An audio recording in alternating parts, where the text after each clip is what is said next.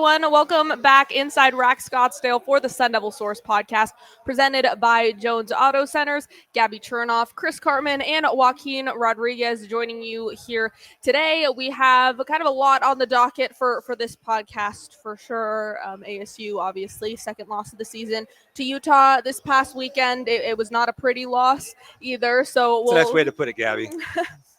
So we'll go over that.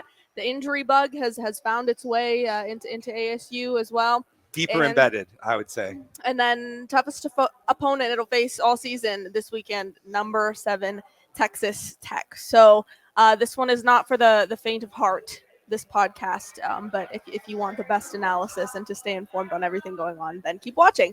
All right.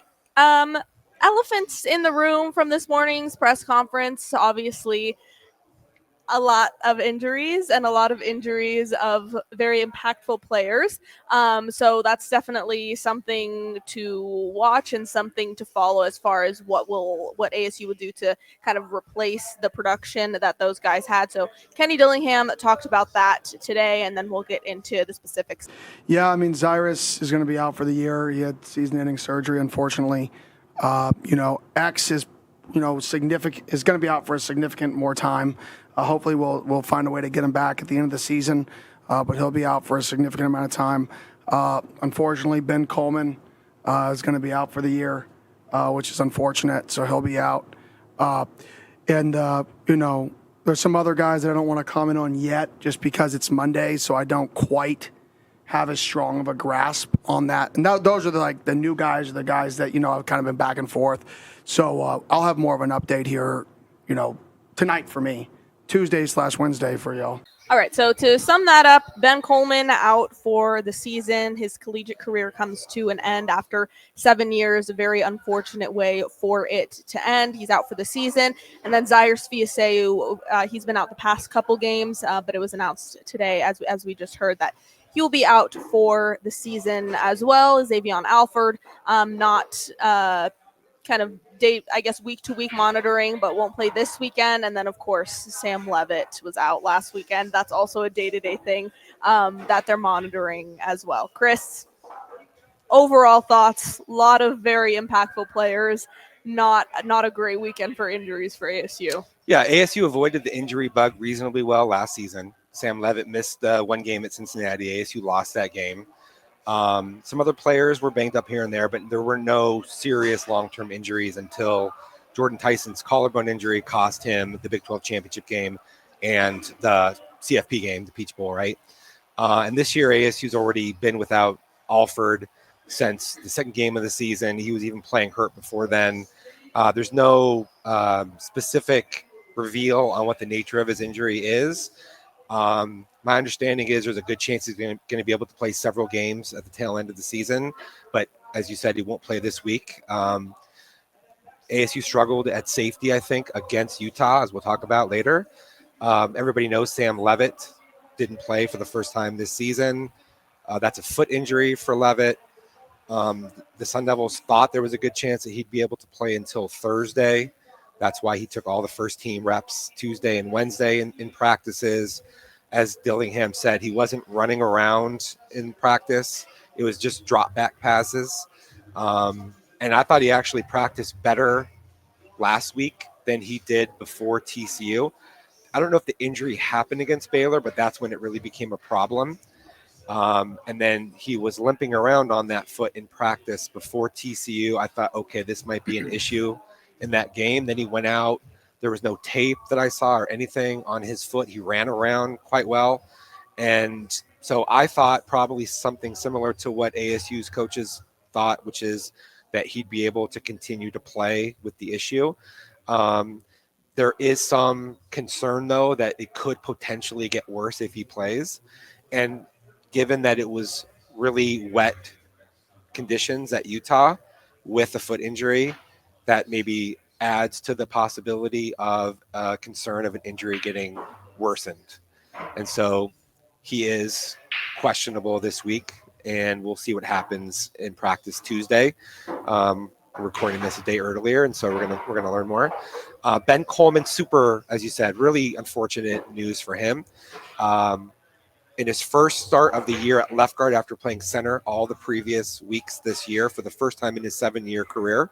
Somebody who at Cal for 4 years was a tackle, then transferred to ASU, missed 2023 due to an Achilles tear that he suffered within the first month or two of being at ASU. Came back, was a really good guard. He was one of the top pass protection guards in the Big 12 as graded by Pro Football Focus last year. Made the move to center to replace Lee Fautanu. Wade Helton started at center for ASU. First career start, redshirt freshman transfer from Iowa State. That moved Ben Coleman back to left guard. And there was a fairly innocuous play that was a pass pro in the first half where he just had his arms up like this, and just something about the movement and the trying to repel a pass rusher. It just snapped his biceps tendon, and so he's in line for surgery. And then Cyrus Fiaseu is ASU's top backup linebacker. He's a senior, 5th year. The fact that he's only played in 4 games gives a possibility of a medical redshirt. He'd have to apply for that. We don't know the likelihood of him being able to achieve that. But with Keyshawn Elliott and Jordan Crook being seniors, if Fiaseu could somehow get another year, that could potentially put him in line to be a starter next year as he's the top backup. But that's a litany of pretty serious injuries for the Sun Devils on top of some other things that they've had. Canyon Floyd hasn't been punting. That's been problematic for them due to a quad injury that he's had. And for the first half of the season, that's a lot for the Sun Devils to deal with. Yeah, and this was the first game we've seen this season where Sam Levitt wasn't playing. Obviously, a blowout loss to the Utes. But what is both of your guys' kind of evaluation of? There were a multitude of issues. Kenny Dillingham said after the game the defense didn't perform nearly as great as it has in past games this season as well. But just, I guess, looking at Jeff Sims' performance and the offense especially, what is your guys' evaluation of this team sans Sam Levitt? Well, one of the things that I posted in the Devil's Sanctuary to the people who subscribe to Sun Devil Source was that given Levitt not performing quite up to expectations at the outset of the season, Marcus Arroyo, ASU's offensive coordinator, appeared to make some adjustments to go to more quarterback-friendly first-level read options, some design quarterback runs, and other concepts that were not as sophisticated from a passing progression reading standpoint. And I think that at least I thought before the game that would bode well for Jeff Sims, because we know that Sims is a big athletic guy, strong arm, but not very accurate from the pocket. And so I thought that their ability to do some read option stuff and some design quarterback run stuff and try to keep the passing game kind of simplified would be to his benefit. And Utah plays some complex varying coverages defensively. They'll play some 2-trap where they have 2 safeties squeezing off the vertical aspect of the field. They play a lot of man coverage where you get bump technique at the line of scrimmage, and then they play some quarters and some cover 3. And so the question was going to be, if Utah plays single high middle field close safety, then that created some opportunities on the outside for ASU to try to get some vertical routes. And as people saw in the game, ASU threw the ball on some shot plays early on, despite being in windy conditions and wet weather. And Jeff Sims actually threw the ball accurately on some of those shot plays. But the Sun Devils weren't able to convert them, either because Utah defensive backs were really good at the catch point, knocking the ball out, or maybe some ASU receivers, Jordan Tyson, Malik McClain, Jaron Hamilton, couldn't come up with some of those balls. And I think that really hurt ASU's offense in the game, because had that happened, it probably would have moved Utah back into more of the 2-trap, 2 safeties, which would have given more run-friendly opportunities, where they would have an easier time at the line of scrimmage than they ultimately ended up having in the game. So the fact that they weren't able to open things up early with Sims created problems that really carried throughout the whole game. Even with that being said, ASU had multiple long drives, including converting 4th down, 4th and shorts, and was able to get into the red zone or in scoring territory And I think the really catastrophic sequence was they had that 7 or 8 minute drive towards the end of the first half. And then Jeff Sims overthrew Jordan Tyson in the end zone in an opportunity. And then the snap was bad on the ensuing field goal and ended up getting blocked. 2 guys jumped over the A gap. That shouldn't happen. That's another special teams fiasco. It was blocked. And then with a minute or 2 left in the half, Utah went down and scored really quickly. That was terrible. That really set the rest of the second half, I think, in motion. ASU's been a team that's been slow out of the gate a little bit too often. That happened again in this game, but they've been better in the middle 8 and they've been better in the second half, and they weren't able to get anything going in the second half, coupled with, as we're going to talk about in a lot of detail, how bad that the defensive performance actually was. And Kenny Dillingham said after the game too, you can't, they've done a pretty good job of just kind of giving up the lead and then really clawing their way back, giving everybody heart attacks. But he said after this Utah game especially, you can't give up leads to teams who are as good with leads as Utah is. And Joaquin, you were there as well. So from watching Jeff Sims, watching the team without Sam Levitt, what did you think? Well, yeah, a lot of what Chris said. Sims had those opportunities in the first half to hit those receivers on those go routes, overthrew Tyson on that big play. And Kenny Dillingham spoke after the game about how that missed field goal was kind of like the turning point in the game. They make that field goal, they cut the score to 8, get a chance to get a stop, get the ball first in the second half. Could be a different outcome. But that block field goal was kind of just like the hammer and the nail in the first half of what was to come. Sims running the ball, like Chris said, was successful some of the times. Had a few 15-yard runs, 18-yard runs to kind of get into that Utah secondary. But, yeah, like we said, he wasn't connecting with Tyson, wasn't connecting with Malik McClain, Jaron Hamilton on those throws, and led Utah to not play those true cover high safety, which would have opened up the run game like Sims probably would have wanted. And, yeah, it was just a, not what Sun Devil fans wanted to see. It was kind of, I guess, very similar to a situation that ASU was in last year that had a lot of fans panicking, which we'll get to later. But with that, we do want to thank our sponsor, Jones Auto Centers, our presenting sponsor. Chris, if you want to kind of get into a little bit just about your relationship with them over there as well. Yeah, Parker Jones, one of the early supporters of NIL efforts with ASU, going all the way back to Jaden Daniels. Put Jaden Daniels in a car right out of the gate. He's had relationships with a lot of ASU's premier players. Jordan Tyson's driving one of his vehicles now. He's an ASU booster. He's somebody that gives you more of a concierge service to buying a car. They're in a lot of the smaller communities ringing the valley, from Verde Valley to Wickenburg and Casa Grande. And I think when you're in those communities, you have to do a good job of servicing your clientele, because there's not as many people. So you need repeat customers. You need that business relationship to be really solid footing. He's been great to me, great to us. He's an active person in the Devil Sanctuary on Sun Devil Source. And he offered up his phone number and personal email, which we put in the description of all of our podcasts. And if people just send him a message or an email or whatever, and they're interested, his Verde Valley Ford is an award-winning dealership for many years, one of the top 10% or even better of Ford dealerships around the country. But if you want all different types of vehicles, they got you covered, whether that's a new or a pre-owned vehicle. I highly recommend Parker Jones to be your first call. Yes, a big thank you to Jones Auto Centers, Parker Jones. Our podcast would not be possible without you, so a big thank you. And then, Chris, like you said, you can look at any of our podcasts, whether it's our live ones or just our video ones that you guys do on Thursdays with Jacob. All the information is in the description boxes if you're in the market for a new vehicle. So with that, we will get into the defense that ASU put up against Utah, which was already a very dangerous offense. And it was, not what fans were used to seeing, not what we were used to seeing on that defensive front. Kenny Dillingham talked about that a little bit earlier today as well. So we'll hear from him and then get the full breakdown from you guys.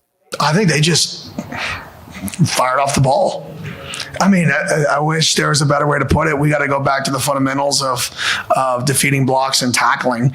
But, they were running speed sweeps, get to the edge, quarterback +1 run. I mean, anytime you have a quarterback go for 12 yards a carry, 10 rushes for 120 yards, and those aren't scrambles, those are direct runs. I mean, that's the +1 that you get in the triple option game, right? If you look at the running backs, like they ran the ball well, right? But it wasn't nearly as drastic as the quarterback, and the quarterback in the +1, we just couldn't tackle, and they were giving us a lot of schematic issues with the motions and the shifts and putting an extra O-lineman on the field. So they just outcoached us, outplayed us, absolutely whooped our butt. I mean, it's the first time we've really gotten whooped like that in a long time.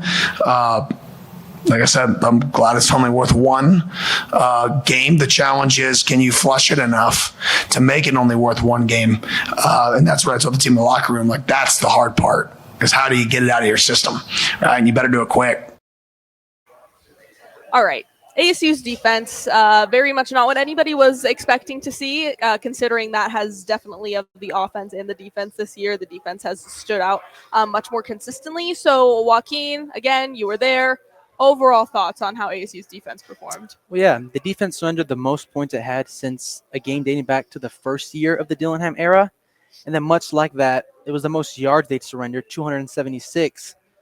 Since a game that was under the first year of the Dillingham era. On the ground. Actually was on the road in Utah that game as well.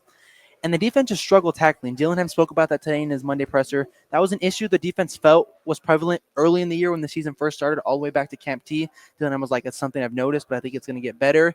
It kind of got better at some point. That TCU game, defense had a great performance. And then you fast forward to Saturday night in Salt Lake City, played nothing like a defense that returns 10 of 11 starters. That was the number one run defense in the Big 12 in 2024. So flatly, the defense played nowhere near to expectations. With that said, I think the weather kind of favored into Devin Dampier and that triple threat offense. Kind of hard to tackle somebody when they're wet, when they're slippery. So just all around, the defense did not play up to its level, but I think the weather played a factor in that, but still nothing like they wish they would have played. I think you're being almost generous. Like, that was a disastrous performance by ASU's defense. Remember, ASU played quite well against Baylor and TCU. Those are good offenses. Then ASU had a bye week to prepare. That's when you would normally be able to have the maximum level of preparation for a different type of an offense. And Utah certainly has a different type of an offense. Triple option, quarterback is on the move. Where's the ball going? It's opposite the flow of the blocking. What they ran was a lot of jet actions where, okay, the jet guy's coming around, hand the ball off to him, try to win the edge with your speed, and then you fake that and you go the other direction with your quarterback. ASU, it seemed like their guys were guessing. They were caught in the wrong places. Their gap fits were poor. They got blown off the football. They got knocked back at the line of scrimmage pretty consistently. And then on top of that, they came up with a handful of air and no jersey, no body, and no tackle. And that happened over and over and over again. I don't want to signal out too many people. I thought that this was ASU's linebackers' worst performance. This was their defensive line's worst performance. This was their safety's worst performance. Pretty much everybody, with the exception of maybe their corners, played poorly in this game. And I wasn't expecting it for the reason that you said, ASU having 10 of 11 starters back. ASU played well against Utah last year. Different offense, different offensive coordinator, different type of style. Okay, that's an issue. But the physicality, the inability to tackle, those are alarming. And Devin Dampier doesn't have a vertical passing component to his game. One of the receivers came with him as a transfer from New Mexico. They hit him on a coverage bust by Boogie Wilson, where I think it was quarters. I don't know what he was doing on the double move. Remember, earlier in the season, Kendrick Breedlove gave up a bust. That was really costly when ASU lost at Mississippi State. These are two new players that are being thrust into new situations. Not having Xavier Alford, I think, was a huge factor in this game. There was one of their touchdowns was a fourth down, I think, situation where Boogie Wilson didn't show up in the gap that he needed to be in. Almost misread the gap. I think he jumped to the others to the block. Yeah, the block instead of in the gap. And it's a difficult thing for those guys that are normally playing at 8-10 yard depths when they're having to come up and read these blocks and react to that quickly. But something was amiss with ASU's preparation for this game. I think Brian Ward's done a really great job as ASU's defensive coordinator. If you look at the totality of what he's done to this point, and the schemes I think are solid, but they did a poor job. Like, Utah has a great offensive line. We knew that coming in. We said that in a lot of our preview stuff. They're athletic, they're mobile, they're able to get on blockers at the second level or out onto the perimeter. And ASU just could not get off blocks whatsoever in this game, or they just were in the wrong places. And I felt like it's hard to say how much of this was weather related or it was cold or whatever, or maybe not having Sam Levitt or something, but there was an emotional component that just was missing that you have to have. And I think that was the most disappointing part, because Kenny Dillingham has used Utah and Kyle Whittingham as like their North Star, that he's wanted as a guide to be the type of program that had that physical edge, that toughness, that work ethic and intensity all the time. And that's what ASU was able to follow to become Big 12 champions last year. Well, that needed to continue into this year with all of those guys understanding what it took to be that successful on the defensive side of the ball. And for a team that really only lost Shamari Simmons, Caleb McCullough, Jeff Clark, and a couple backups, what happened? And Dillingham said something today that I thought was very accurate, which was that they need to be thudding up more in practices. I think that their physical edge in practices wasn't as sharp as it needed to be. And potentially that's because you don't want to get injured. You're trying to keep your guys healthy. You have had some injuries, but something about their edge didn't show up in that game. And that's inexcusable, especially when you need your defense to rally with Sam Levitt not being out there, and when there isn't a vertical passing capability that you should be worried about that much. So they got embarrassed, and now we're going to see how they respond. And there's kind of a lot of parallels between just the situation that ASU was in going into this game, the situation they're in after this game, and another thing too, last time ASU went and played in Salt Lake City, they suffered the worst loss in program history, 55-3. Last year, they beat Utah at home. It's the blackout game, and kind of a funny thing, I guess, this is more of, doesn't really have anything to do with the game, I guess, but something that was kind of funny from last year, ASU blackout game beats a ranked opponent at home. The next game they go play is Cincinnati. Who are they without at Cincinnati? Sam Levitt. He gets injured. What happened this year? ASU beats a ranked opponent, blackout game at home. They have a bye week, granted, but then the next game they go to Utah and their starting quarterback, Sam Levitt, out again. But even beyond that, this year, at 4 games into Big 12 play last year, ASU was 2-2 on the season. They've started out Big 12 play now. They're 2-1. Last year, ASU wasn't really given much of a chance after losing to Cincinnati. Fans were, and it's easy for fans to jump to conclusions, and it's easier to jump to more negative conclusions than it is positive ones. But it was kind of like, well, that's it. That's no chance. And then they went on to not lose again until Texas. Now, they're kind of in a similar situation now, but the I guess factors are a little bit less encouraging. ASU plays Texas Tech this weekend, top 10 team in the country, the most difficult opponent they'll face all year. And Sam Levitt is still questionable as to whether or not he'll play. So very eerily similar, I guess, circumstantial things that are happening right now. Chris, just with all of that, what parallels can you draw? What can you say about all of this? Yeah, so everything you said is totally accurate, and I agree. But then also at the same time, there's another issue that we have, and that is basically the expectations going into the season were bad for ASU last year. So when ASU struggled against Cincinnati, like for an example, right? That wasn't necessarily a surprise. people weren't expecting ASU to, people weren't expecting ASU to go win the rest of their games after Cincinnati. Mm-hmm. And it's a huge difference right now when fans came into the season and we came into the season expecting that ASU was going to be a ranked team, a top 20 caliber team All season. Yeah, like this was going to be a wire-to-wire situation where ASU was always going to be one of the best Big 12 teams, and that hasn't. That was shaken by ASU's loss to Utah, right? At the same time, ASU is 2-1 in the conference, and still has plenty of opportunity to go out and play much better against Texas Tech. I just think that a lot of fans now are thinking, okay, this game's over, right? But it's the season's over, I should say. Yeah. And they're a 10.5-point underdog, right? And Texas Tech is much better than any team that they played last year. So there's a lot of problems, obviously, but nevertheless,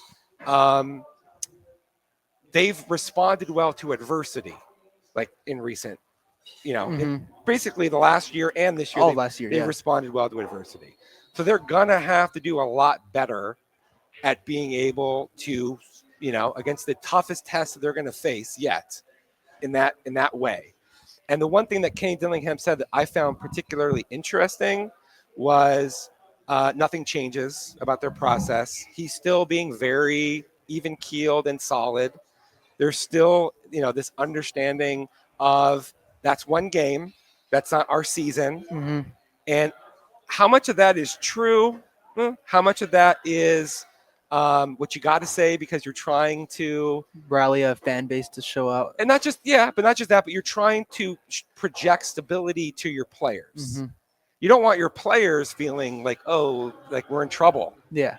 Right. You need them to have some confidence, to play with confidence and have swagger and go out there and believe that against Texas Tech that you're going to be able to be successful.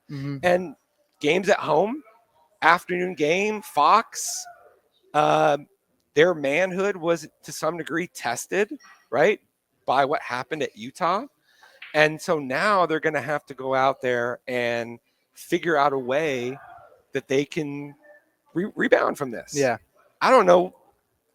What are your thoughts Yeah, about? well, you speak on how Kenny Dillingham today alluded to like one game at a time or taking this one game at a time. The key difference, I think, is the fact that last season their losses were to Cincinnati, who was one of the lower end teams in the Big 12, wasn't really fighting for that Big 12 title contest at the end of the year. This year they have Texas Tech. They already dropped the game to Utah. Utah's atop the Big 12. They're one of those teams. Their one loss is to Tech. We envision Tech to be one of those upper echelon Big 12 teams. If they beat, like Kenny Dillon's correct, their goals are in front of them. If they can beat Texas Tech, win at the Big 12, everything they had planned preseason is still in play. With that said, 10.5-point underdogs at home. Sam Leavitt's questionable. That Texas Tech game, I think you said it in the post-game show after Utah, their season's on the line.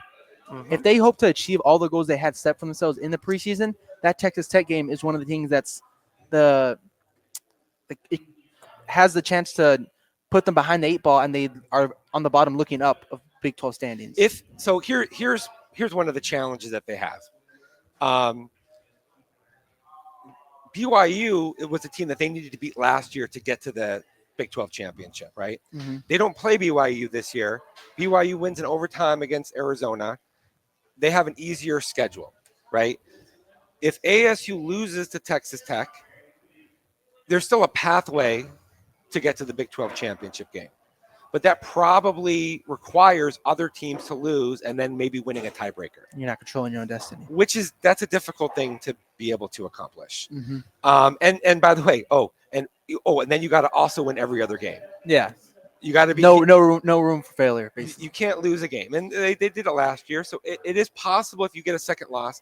But if you get the second loss, Texas Tech, you're not going to be able to lose a third game. Yeah, and with Sam Leavitt's status, all and these other questions, players being hurt, there's a lot of things that are going on that are problematic that they're going to have to reconcile.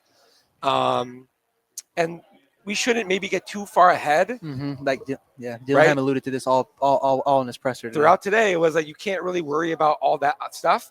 Their whole mantra is we only control what we control today. We're being very process oriented, not results based, which is true. But but we're media Yeah. and fans. Our job is to inform people on. We're going to be talking about all these things, Mhm. right? And so the math is a lot worse for them if they can't win this game. If they win this game, everybody's going to be amazed and like, It's gonna holy national cow, media is gonna flip on where ASU stands. look what happened. Oh my God, they're amazing response, and then they're going to be ranked again and all that. Exactly. And we'll see, but there is a legitimate reason to be concerned when Levitt is questionable, And all these key pieces are now officially out for the season. and all these, and some of you got Ben Coleman out, and you got Cyrus Cyrus. Fiaseu out, and Xavier Offert's not going to play. You need to be at full strength for this game. Mm-hmm. You absolutely do. And Kenny Dillingham said after this Utah game, it was basically a butt whooping. They got Those were whooped. his words. Those were his words. It's very kind of, I guess, funny as media to listen to him talk, because there's so many things he says. He tries to make analogies a lot of the time that just don't make sense, or his vocabulary that he uses is also just very funny. He said at Camp T last year, he was like, "I'm not a vocabulist." Yeah. Like that word alone, Kenny, we know. He says some things that are somewhat sanguine. He said, he said that it's like bamboo. You water it. You water it endlessly and nothing happens, and then all of a sudden it just like sprouts up overnight. And you're like, what happened? And that was what actually happened with ASU's team last season. Or when it was, I think it was the final stretch of the season, and he was like, "Oh, all this stuff had to happen, and Rant had to fall on a chicken wing, and whatever." Ranch had to fall, to make it to the Big 12. That's actually true. So he said a ranch had to fall on the chicken wing for ASU to win the 3 or 4 teams. Was it 4 teams that were tied, whatever it was, going into the final week? Yeah, like at the end, like they had to do all that stuff. So that's why you can't ever know, like if they lose to Texas Tech, what's going to happen subsequently. Like, yeah, Texas Tech's probably going to be in the Big 12 championship game, but some other team has to be there. BYU has a freshman quarterback. We've seen plenty of upsets, right? Like, every week there's Colorado beat Iowa State. Iowa State, Kansas State won this last weekend. There's always where you go, wait a second, that was kind of crazy. That's the Big 12. So. But it's not just the Big 12, though. It's like Penn State fires James Franklin because Penn State's already lost 3 games. I think there's a lot more parity that's in college football right now as a result of revenue share, NIL, the transfer portal, and how all these things are kind of interplaying. And I think fans should keep that in mind as well. Like, even though, you return a lot, other teams are getting better and or are good. And it takes playing at a super high level every game and winning close games for you to be able to get to where you want to at the end of the season. It absolutely does. And with that kind of wraps up our Utah review, like I mentioned at the top, not for the faint of heart. But just to kind of wrap everything up, we're going to hear one last thought from Kenny Dillingham, just his of what his immediate reaction after the game was, his opening statements in that press conference. And then we have another commit interview that Chris did a little bit ago with Ro Derrick. He's an ASU offensive line commit from defensive line commit, from Waco, Texas. So we'll hear from him, and then we have a quick word from our one of our other lovely sponsors, drinkonthesly.com. So we'll have those 3 things, and then we get into the Texas Tech review. Probably also preview. Sorry. Not for the faint of heart. Again, this Texas Tech team is very good, and a depleted ASU team, a very, very tall task, taller than it already was, even with all of its starters. So here's Kenny Dillingham one last time. Yeah, it was a beating. I mean, they just dominated the football game. You got to give credit to them. 6 possessions. I don't have a drive chart in front of me, but I believe 6 possessions, 7 touchdowns. First half, we shortened the game, which was kind of our plan going into it. Offense had 3 real drives. They had 4 real drives, which is good when you play a game like that. But we couldn't finish in the red zone again, which was catastrophic. And then they did, and they finished with scores. That just can't happen versus a team that is good with the lead, right? So we just can't give up leads to teams that are good with the lead. We play into their hand. The defensive lineman, he is from Texas, the heart of Central Texas, committed to ASU in the spring after an official visit, and then he was able to attend ASU recent game against Baylor because his hometown is right next to Waco, or the town where he lives in now. He's originally from North Carolina. He goes to University High School, and he's one of the better defensive linemen in Texas. So we're super excited to have Ro Derrick on the show. Thanks for joining us. Thank you, Mr. Cartman. Thank you. Absolutely, man. So let's start by just kind of going over your recruitment with ASU. Do you remember when it started and then how it kind of unfolded from there? Yes, sir. It originally started in May. I remember getting called down out of class. That was the first time I met with Zeke or Isaiah Williams. We call him Zeke. Yeah, Zeke Williams. Mm-hmm. Yeah, first time I met with him, he was a chill guy, calm, cool, relaxed. And after that, we just kicked it off. I think right after that, once I got the offer, I knew I'd want to visit Arizona State. Yeah, and it wasn't really that long after that you ended up visiting, right? It was what was it in June, early June or something like that? June 8th, no, June 21st, I think. June 21st. Okay. And so when you got to ASU, what'd you think about it? Had you ever been to Arizona before? How did the campus or the area compare to what you expected? That was my first time in Arizona. And I've seen videos of the campus and how it looked.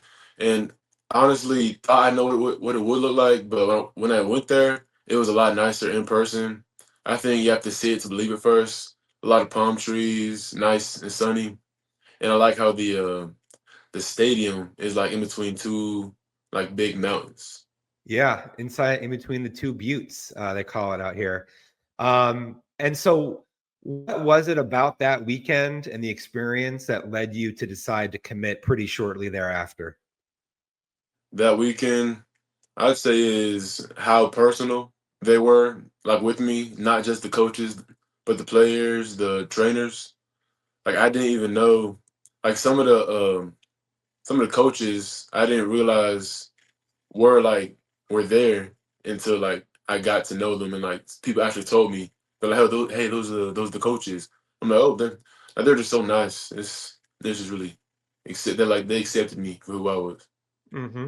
And what did they explain to you about the reasons why they liked you and why they offered you a scholarship and why they wanted you to be part of the Sun Devil Brotherhood, and who was it in particular that made an impression on you? Was it Dyron Reynolds or Vince Amy, or was it Zeke or Kenny Dillingham himself? What did they say? What did they do that made you that comfortable?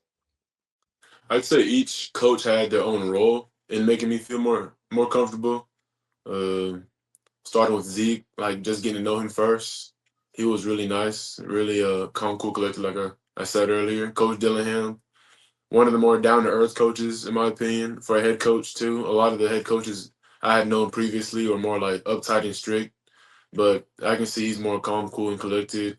Coach Reynolds, he's also a lot cool, a lot more calmer than most D lineman coaches that I know personally. And just knowing that they can be this calm and this poised at such a high level and play at such a high level made me want to commit. Yeah. And what did they say about what they like about you as a football player, the potential that you have as a defensive lineman, how they might see you fitting in the future? They have me playing actually everything. They want me to play, a little bit of foe, a little bit of D tackle, DN, because we were in a 3, and that year I played all everything on D line, D tackle, DN, a far 9. I played everything on the D line, and they especially my explosiveness. And I barely played. I mean, not barely played, but I haven't had as much football experience as the guy next to me. Yeah, because you're an interesting prospect. You're at least 6'5", right? And 260. Yes, sir. Currently 260. 260, right? So that's the type of body type where somebody could stay as a defensive end, somebody could become a 3 technique, they could become a nose tackle, they could play anywhere. How do you feel like your development has come along from a physical standpoint, and where do you see the most likely place where you might align in college or beyond? But currently, comparing to last year, I think I've improved a lot. You know, from get off to hand placement to playing more, not calm, playing more. What's the word I'm looking for? Just playing a lot calmer, I say. But Mm-hmm. and in college, I'm thinking more as a three. We talked about this. Me, Coach Reynolds, Coach Dillingham, Zeke. We talked about mainly a three. 3 technique, right? So Yeah. And so this year, what's your role been like so far with the team? but currently, I've been playing all. I've been playing DN, D tackle, a little bit of tight end, but mainly this upcoming game, I'm gonna be playing a lot more D tackle. A lot of our D tackles not injured, but are on concussion protocol, and they want me to be in set up. What's your high school scheme? High school scheme, we have a 4-4-2-5. Okay, sure. And so you get moved around based upon matchups, what opponents do, Yes, sir. what your personnel is like on a week-to-week basis with the guys being available or whatnot, I'm assuming. Yes, sir. Yeah. What would you say are like the strengths of your game? What are you best at on the field?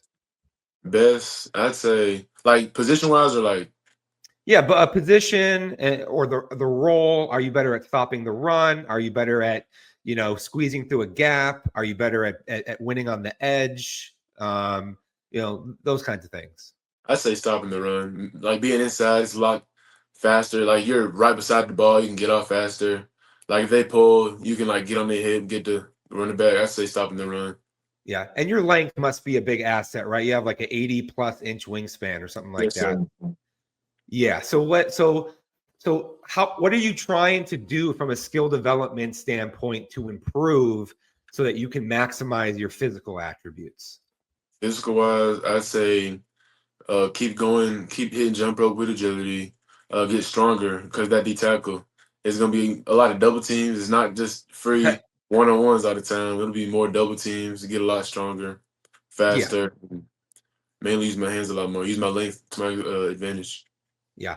We're looking at you on the screen and you're 260 and you look like you got plenty of more room to get bigger and stronger Yes, sir. in the coming years. Do you have an idea of what, like a picture in your mind of what the 4 or 5 years from now version of Ro Derrick might look like?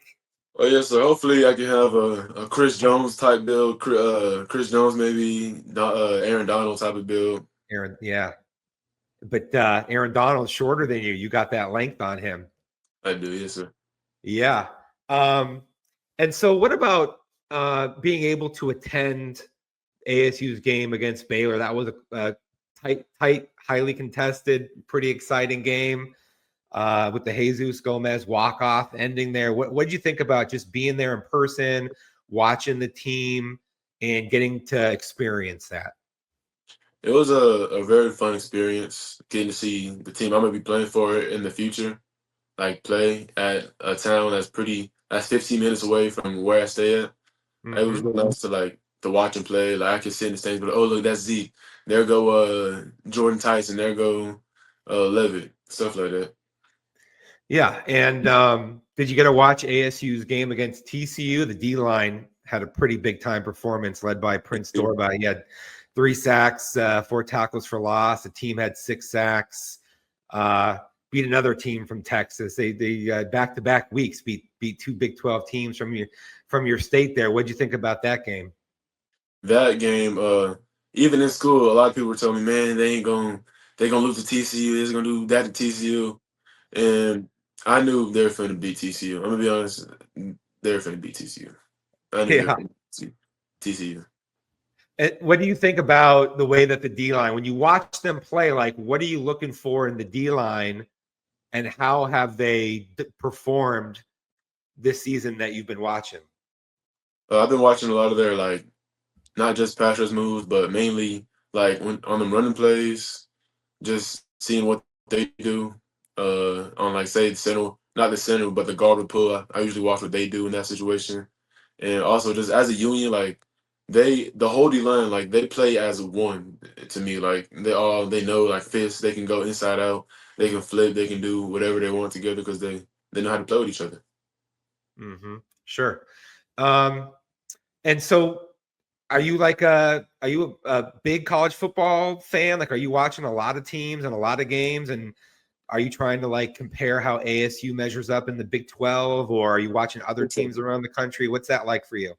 I watch more college football than NFL football. Okay. But right now we're ranked.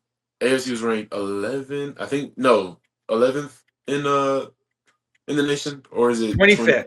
25th? 25th. Yeah. But Started out 11th, I believe, in the preseason poll. That's what you were thinking of. Yeah. Yeah, we were just watching them compared to other Big 12 teams, the Houston, Texas Tech, teams like that are they still undefeated? Teams Texas Tech, them teams they're undefeated and stuff. Yep. Just comparing how they would play to them and really just enjoying all the games. Cool. And I saw I think you posted social media. You were hanging out with another ASU defensive commitment at the Baylor game. Who was that? Remind me. Yes, so that's defensive end Julian Hugo. Oh, Hugo, right.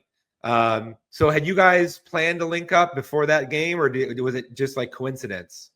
Oh no, I think in the group chat we were all texting back and forth like, where you at? We sitting in 231. I'm sitting in 212, and once halftime here, I walked over there. I want to go say what's up to him.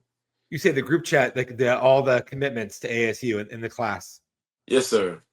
And were there others there, or just the two of you? Us two, and I think Williams. I think Mikey went there too. Okay. So how well have you gotten to know, based on this group chat or other interactions that you've had, or maybe in person? How well have you gotten to know the other commitments in ASU's 2026 class? I've gotten to know him pretty good. We play the games together. I get to talk to him on that. Just chill with him. Yeah.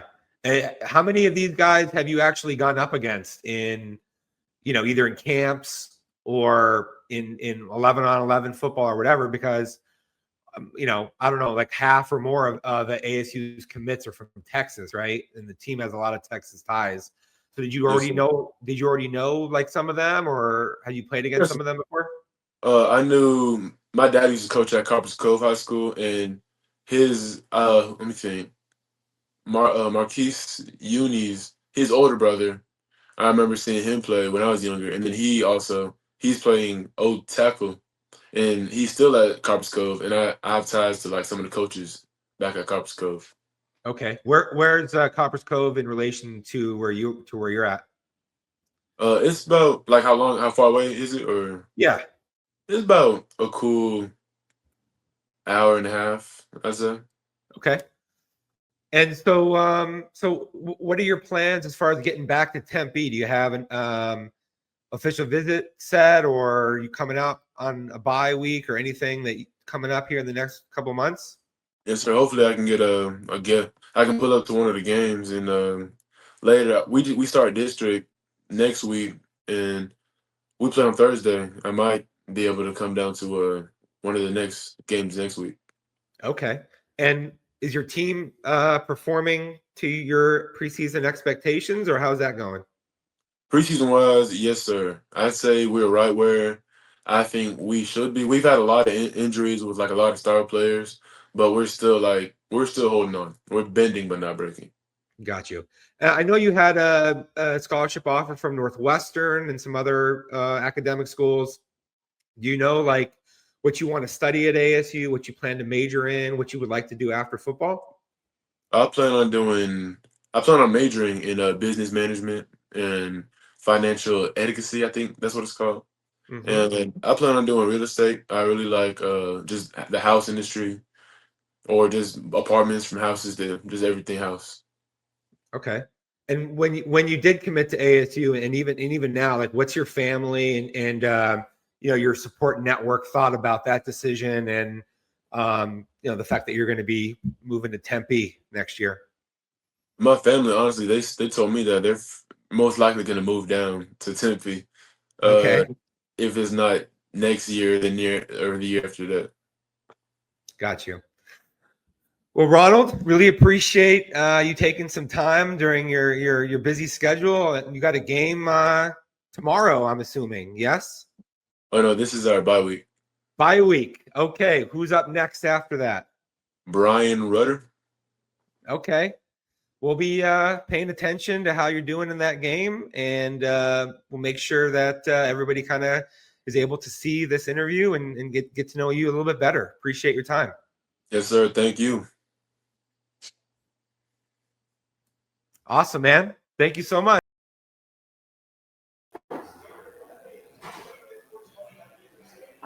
Hi, everyone. Welcome back inside Rack Scottsdale for the Sun Devil Source podcast presented by Jones Auto Center. I do want to take a second. We had some technical difficulties. Things are not exactly going our way here, but that's the beauty of going live. Most of the time, I feel like our product is pretty good. So I apologize that the same Kenny Dillingham soundbite was playing for like 5 minutes on end.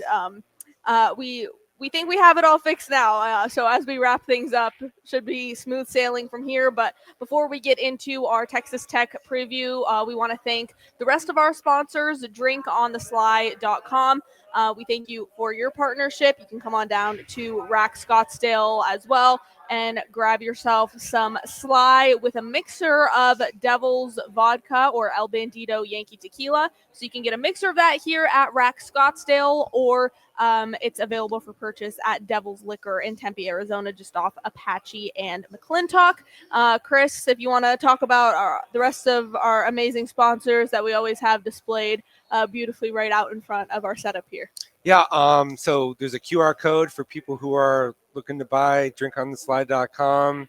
I get 20% off if you use that, which is it's always great. We did have a bunch of purchases, people, Son of a Source members and others, 3 different versions of their beverage with a bunch of different flavors, whether you want chill, whether you want a boost, whether you want to help you sleep.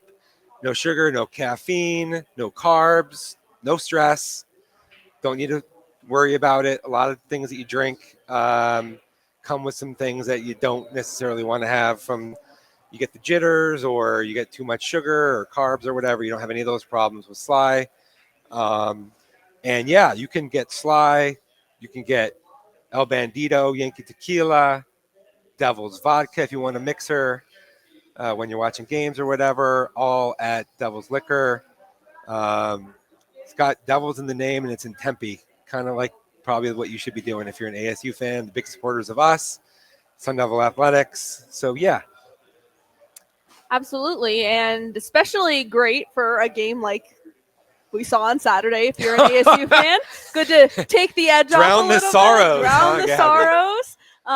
So you can get, some El Bandito or some Devil's Vodka if you're a tequila or a vodka person, depending on your taste. And then, just really get over it, you can drink some Drink on the Sly. Hopefully give you some sweeter dreams, less nightmares, like we kind of saw on the field in Utah.